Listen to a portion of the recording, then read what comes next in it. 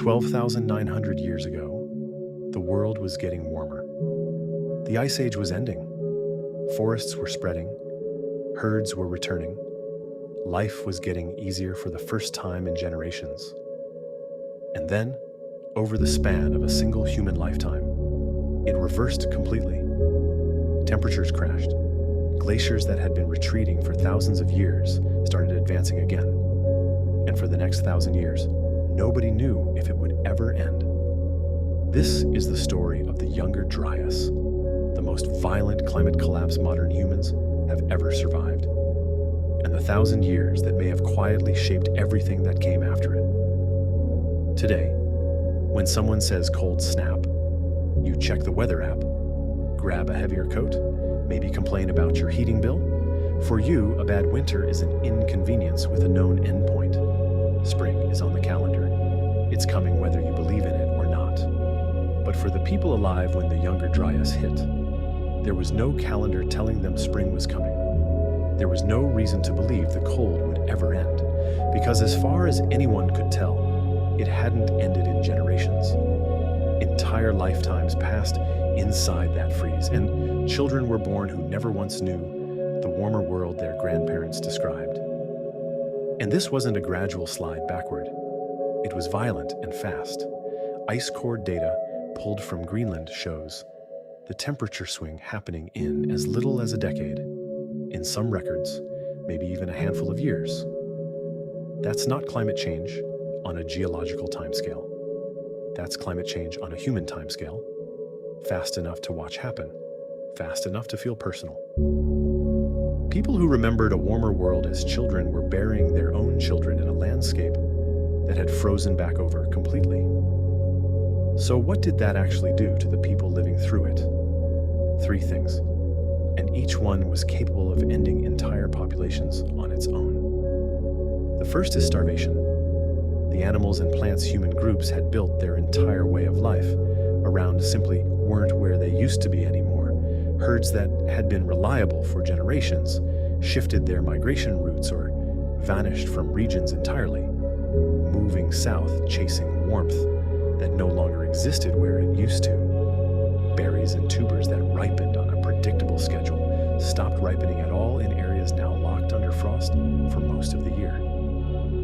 You couldn't just adapt your diet overnight. Your entire mental map of the land, where the food is, when it appears, how to find it, became useless within a handful of years. The second is the collapse of open land and open water. As glaciers re-advanced, land bridges and coastal plains that groups depended on for travel and hunting started disappearing or freezing solid.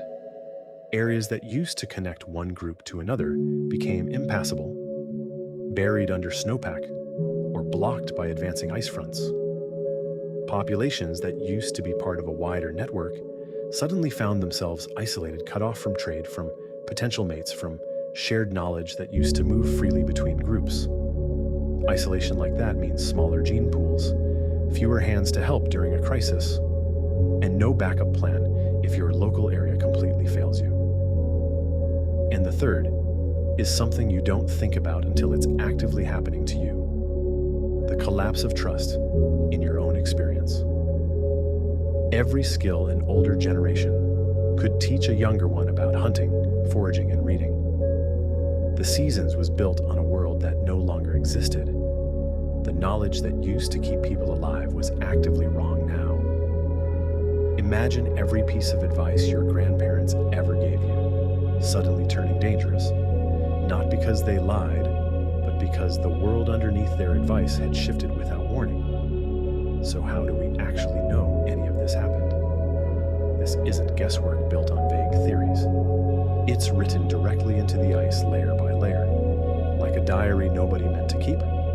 In 1993, researchers drilling into the Greenland ice sheet pulled up a core, now known as GIS-P2, a 2-mile-long cylinder of compressed snow and ice that had been building up year after year for over 100,000 years. Each layer is basically a yearly entry written in chemistry: dust levels, oxygen isotopes, trapped air bubbles that preserve the actual atmosphere from that exact moment in time. When scientists reached the layers corresponding to roughly 12,900 years ago, the data showed an abrupt, almost violent shift. Temperatures that had been climbing steadily for thousands of years suddenly crashed, fast enough that some researchers estimate the coldest, driest conditions were reached within as little as a single decade. That's the kind of climate shift that, if it happened today, would collapse global agriculture before most people even understood what was going on. And it wasn't just Greenland. Sediment cores pulled from lake beds across Europe and North America show the exact same signature. Pollen records, the tiny fossilized grains that tell scientists precisely which plants were growing in a given layer of mud, show forests replaced by tundra, vegetation almost overnight in geological terms.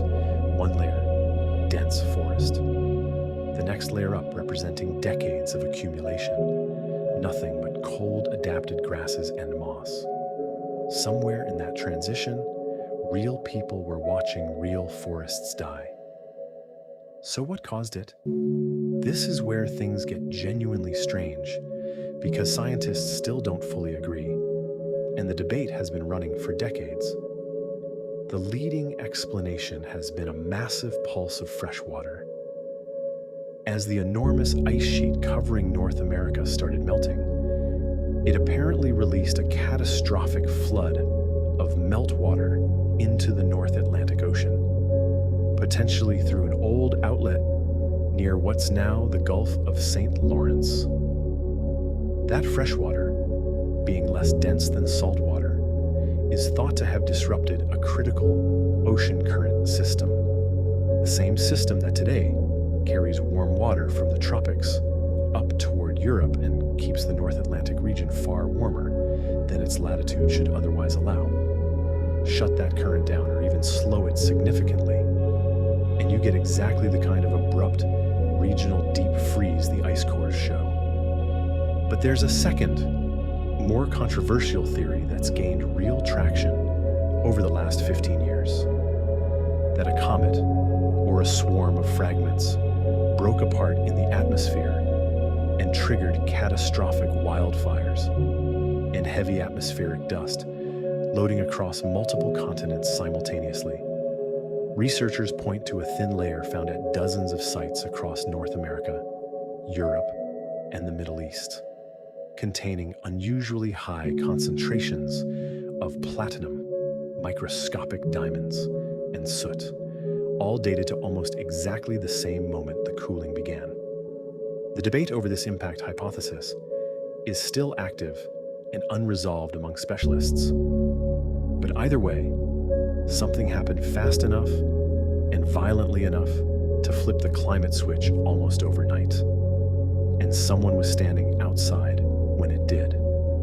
Now here's where the human story gets interesting, because this event lines up almost exactly with one of the biggest mysteries in North American archaeology, the disappearance of the Clovis culture, and alongside it, the extinction of most of the continent's largest animals. Mammoths, giant ground sloths, saber-toothed cats, dire wolves, camels that once roamed across North America. Nearly all of them vanished from the fossil record right around this same narrow window. Whether the Younger Dryas caused that collapse directly, worked alongside human hunting pressure, or was simply one piece of a much larger puzzle is still debated by researchers today. But the timing is too precise to ignore. And on the other side of the planet, something else was happening at almost the exact same moment. At a site called Göbekli Tepe, in what's now southeastern Turkey, hunter-gatherers with no agriculture and no permanent settlements built massive stone pillars, some weighing over 10 tons, and arranged them in careful circles. Its earliest construction phases date to right around the tail end of this brutal, cold period. Some researchers have floated the idea that the shared trauma of surviving a catastrophic, unexplainable climate collapse might have been exactly the kind of pressure that pushed scattered groups to start gathering in larger numbers, pooling labor, and building something permanent for the first time in human history. A monument built in part by people who had just survived the end of the world as they understood it. There's also a theory that connects the two continents directly. Some researchers, including geologist James Kennett, have proposed that populations across the northern hemisphere may have shared oral memories of this catastrophic event, memories that could have echoed for thousands of years in flood myths and stories about the sky turning against humanity. That theory remains speculative and is far from settled, but it points to just how deep an impact this event may have had, not just on ecosystems, but on the earliest human storytelling itself. And then, just as suddenly as it began, it ended. Around 11,700 years ago, the ice core data shows the temperature swinging back upward, again shockingly fast, kicking off the warm, stable climate period known as the Holocene, the one we're still living in today, the one that eventually made agriculture, permanent settlements, and everything that followed possible. Which raises an uncomfortable question. The stable world you live in, the predictable seasons, the reliable rainfall, the climate that lets civilization exist at all, isn't actually the norm across most of human history. It's the exception. For most of the time humans have existed, the climate has been capable of turning against them with almost no warning and no mercy. And the only reason your entire branch of history was even possible is that, after roughly 1,000 brutal years, it happened to stabilize right when it did. Somewhere in that 1,000 years, groups of humans watched the world they knew freeze over with no explanation and no end in sight. They watched the animals disappear. They watched the land close off around them. And they didn't just survive it. They kept passing down knowledge, even when that knowledge kept failing them, kept adapting, kept building anyway. Some of the very people who lived through the tail end of that collapse may have been the ones who first started stacking 10-ton stones into careful circles at Göbekli Tepe, the first monument in human history, built by people who had just watched the sky itself turn against them and decided to build something permanent anyway.